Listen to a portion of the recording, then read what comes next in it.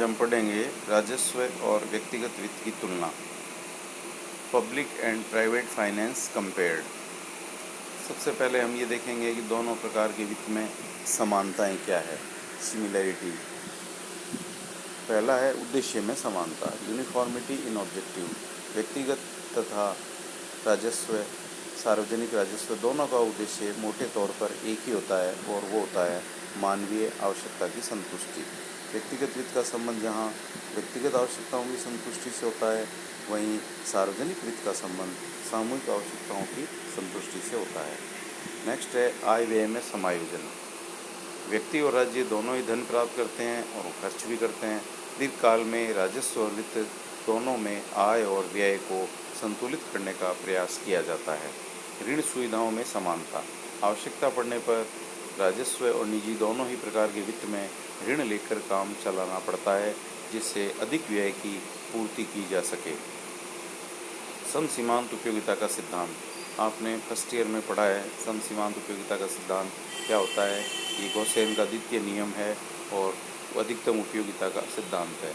दोनों ही वित्तीय व्यवस्थाओं में समसीमांत उपयोगिता के सिद्धांत का पालन करते हुए उपलब्ध साधनों का उत्तम उपयोग करने का प्रयास किया जाता है। अब है असमानताएं।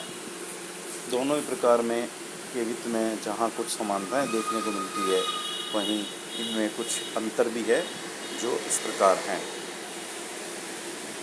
सबसे पहला अपन ले सकते हैं आय और व्यय का समायोजन।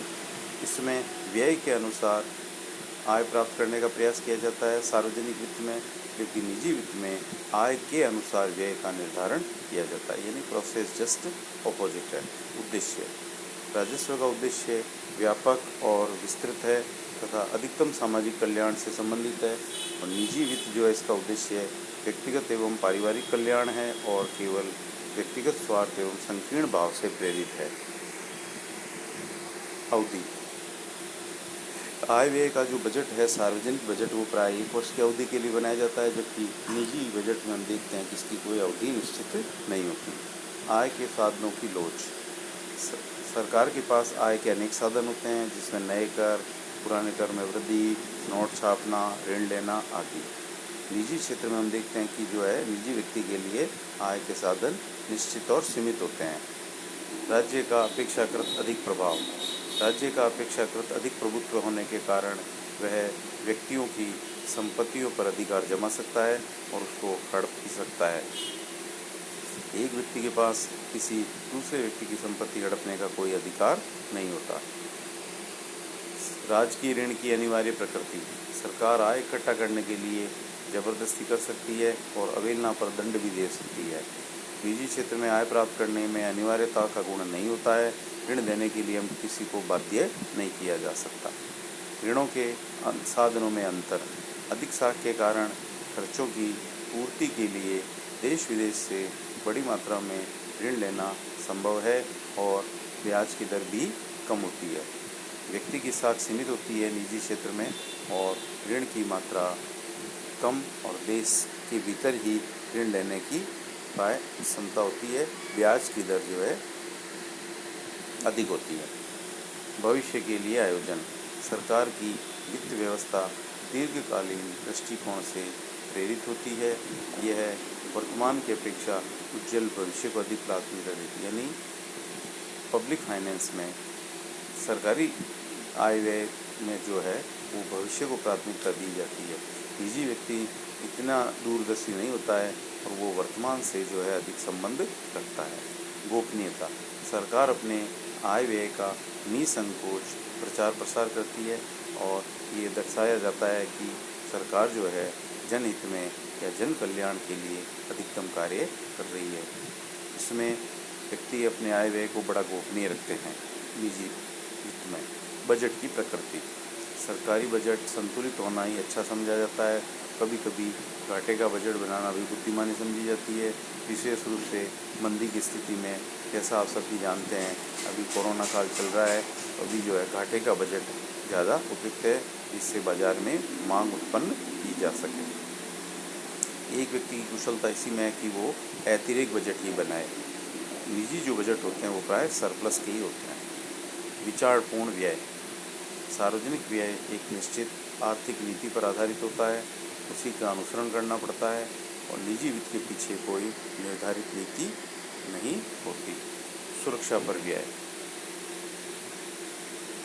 सरकार को अपने बजट का बड़ा भाग बाह्य आक्रमणों से सुरक्षा और आंतरिक शांति पर व्यय करना पड़ता है, यानी पुलिस, प्रशासन, न्याय व्यवस्था आदि पर सरकार का एक बड़ा हिस्सा खर्च होता है। निजी व्यक्ति को देश की सुरक्षा और आंतरिक शांति पर कोई व्यय नहीं करना पड़ता। तो इस प्रकार हम ये देख सकते हैं कि दोनों में आधारभूत अंतर है। व्यक्तिगत अर्थ प्रबंध में व्यक्ति विशेष की आवश्यकताओं की तृप्ति के संबंध में वित्तीय कार्यकलापों का अध्ययन किया जाता है और राजस्व में सरकार की उत्पादक क्रियाओं का विश्लेषण किया जाता है, जिनके द्वारा जनता की सामूहिक आवश्यकता को संतुष्टि हो सके। अब है राष्ट्रीय अर्थव्यवस्था में राजस्व का औचित्य व महत्व। इस में जो है हम ये पढ़ेंगे कि भाई सरकार का क्या महत्व है, पब्लिक फाइनेंस की इम्पोर्टेंस क्या है। तो इसको हम 3 भागों में बांट कर पढ़ रहे हैं: आर्थिक, सामाजिक और राजनीतिक। पहला है आर्थिक महत्व क्या है। पूर्ण रोजगार। वर्तमान में पूर्ण रोजगार की जो प्राप्ति है वो आर्थिक नीति का महत्वपूर्ण उद्देश्य मानी जाती है। इस उद्देश्य की प्राप्ति में राजस्व का बहुत अधिक योगदान होता है। सरकार अपनी राजस्व नीति के माध्यम से रोजगार विस्तार के लिए सार्वजनिक व्यय में वृद्धि, करों में कमी, सार्वजनिक व्यय में वृद्धि एवं करों में कमी कर सकती है। केंद्र ने बेरोजगारी की समस्या को हल करने के लिए सार्वजनिक विनियोग नीति पर अधिक बल दिया है। उत्पादक क्रियाओं में वृद्धि। राजस्व क्रियाओं की सहायता से सरकार देश में अच्छी सड़क, रेलवे, शक्ति, वित्तीय संस्थाएं और अन्य उत्पादक क्रियाओं की सुविधाएं प्रदान करके जनता को उत्पादक क्रियाओं की ओर प्रेरित करने और उत्पादन बढ़ाने का प्रयास करती है। आर्थिक सहायता देकर या करों में छूट देकर भी उत्पादन को प्रोत्साहित किया जा सकता है। संरक्षण करों द्वारा घरेलू उद्योगों को विदेशी प्रतियोगिता से भी बचाया जा सकता है। आर्थिक स्थायित्व, इकोनॉमिक स्टेबिलिटी। आधुनिक अर्थव्यवस्थाओं में कीमतों में उतार चढ़ाव आते रहते हैं। कीमतों के परिवर्तन आर्थिक जीवन को जो है वो अस्त व्यस्त कर देते हैं। विकासशील देश में विकास की गति प्रभावित होती है। कीमतों में भारी वृद्धि से विकास अवरुद्ध हो जाता है। अतः आर्थिक स्थिरता को जो है बनाए रखने में प्रभावपूर्ण राजकोषीय नीति महत्वपूर्ण होती है। आर्थिक सरकार जो है मंदी के समय उद्योगों को आर्थिक सहायता दे सकती है, लोगों को भत्ता देकर प्रभावपूर्ण मांग बढ़ाने में सहायता कर सकती है। आय और संपत्ति का वितरण।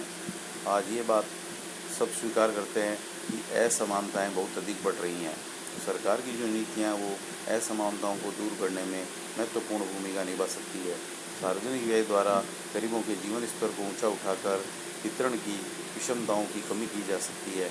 करारोपण द्वारा धनी व्यक्तियों की आय का स्तर नीचा करके इसे पूरा किया जा सकता है। साधनों का आवंटन। साधनों का आवंटन उन निर्णय से संबंध रखता है जो ये बताते हैं कि समाज की भूमि, श्रम, पूंजी का उपयोग किस प्रकार किया जाए जिससे ज़्यादा से ज़्यादा उत्पादन हो। आधुनिक अर्थशास्त्र स्वीकार करता है कि आर्थिक साधनों के सर्वोत्तम उपयोग में राजस्व नीति का महत्वपूर्ण योगदान है। सरकार अपनी बजट नीति के द्वारा उपभोग, उत्पादन, विनिमय, वितरण को प्रभावित कर सकती है। तभी से सार्वजनिक व्यय में निरंतर वृद्धि होती जा रही है। आर्थिक विकास के लिए साधन। अर्धविकसित देशों में साधनों की सीमितता, पूंजी निर्माण की कमी रहती है। अतः अर्धविकसित देशों में राजस्व क्रियाओं का उद्देश्य यह होता है कि उपभोग व अन्य गैर विकास कार्यों की ओर से पूंजी निर्माण यानी बचत और विनियोग के साधनों का अंतरण हो। आधारभूत कार्य। कुछ ऐसे आधारभूत कार्य हैं जिनके लिए राजकोषीय प्रयास ही सर्वोत्तम है। सुरक्षा, शांति व्यवस्था व कानून तथा न्याय व्यवस्था आदि इस प्रकार के कार्य हैं जिन्हें सरकार को अनिवार्य रूप से करने पड़ते हैं। मुद्रा और साख का बढ़ता उपयोग। वर्तमान में जीवन के प्रत्येक क्षेत्र में मुद्रा और साख का उपयोग जो है बढ़ रहा है। जिससे राज्य के कार्यों में वृद्धि हुई है। अब सामाजिक महत्व है। राज्य सुरक्षा संबंधी और पुलिस कार्य ही नहीं करता, बल्कि नागरिकों के जीवन के प्रत्येक पहलू पर नियंत्रण रखता है, जैसे शिक्षा, स्वास्थ्य, सफाई, आवास तथा पिछड़े और दलित वर्ग का आर्थिक और सामाजिक उत्थान कुछ समाज कल्याणकारी कार्य हैं जिन्हें आधुनिक सरकार पूरी करती है। राजनीतिक महत्व। राजस्व का राजनीतिक महत्व इसलिए है क्योंकि राजस्व की क्रियाओं की प्रतिक्रिया समाज और राजनीतिक परिस्थितियों में होती है। जैसे प्रथम विश्व युद्ध में जर्मनी की पराजय का एक कारण वहाँ की अप्रचलित कर व्यवस्था थी, जिसने नागरिकों के उपभोग को नियंत्रित नहीं कर सका। इसी प्रकार फ्रांस की क्रांति के मुख्य कारणों में वहाँ की दोषपूर्ण भूमि व्यवस्था थी।